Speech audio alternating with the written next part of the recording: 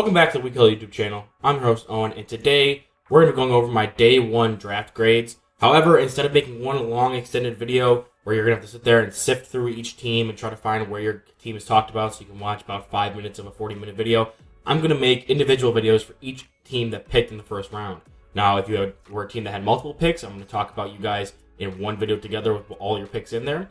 If you just have one pick, it's going to be a shorter one. I'm just going to give my thoughts on your guys' pick and what you should be doing going forward with the draft. So, with that out of the way, let's get started. At number 8, Atlanta takes Bijan Robinson, running back out of Texas. Now, this isn't a reach because he was a top 5 player in the draft class. A lot of people are trying to say this is a reach. If they took a running back, it's insane. I kind of saw this coming, but I didn't think any of the teams that would actually view Bijan Robinson as being able to be drafted in the top 10 because he's running back in general. And after the Saquon Barkley thing, that really hasn't happened, and we've seen what happened with Zeke. And I think that kind of maybe scared guys off from drafting running backs in the top 10. However, the Falcons are coached by the former offensive coordinator for the Tennessee Titans, who had Derrick Henry. They have a running quarterback when it comes to Desmond Ridder, who's going to be their starter.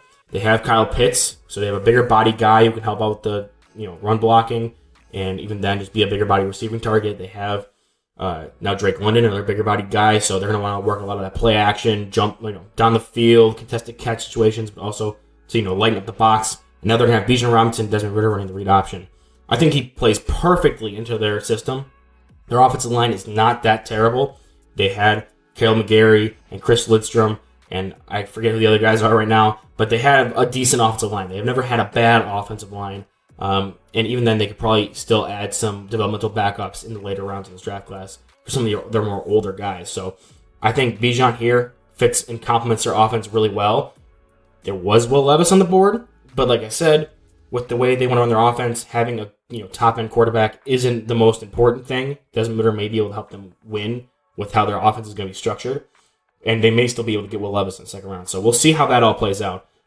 I won't ding them as much as I ding the Raiders for not taking Will Levis, just because I feel like the Falcons may even have a successor with Desmond Ridder, who is still a young quarterback and could potentially grow into a decent average NFL starter, like how Ryan Tannehill was for the Titans when they were at their highest peak. So bringing Bijan in, I think it's not a reach because he's a top 5 player, complements an offense a lot, and really, if you were going to improve the offense outside of drafting a Will Levis, getting Bijan was probably the best option you could to improve that. So maybe there were some issues on defense, but they just traded for Jeff Okudah. They brought in some safeties in free agency, and they could always grab, this is a deep edge rusher class, as well as only one linebacker going in the first round. They can always improve their defense now on day 2 stuff. So I'm going to give this one an A+, just for that reasons alone.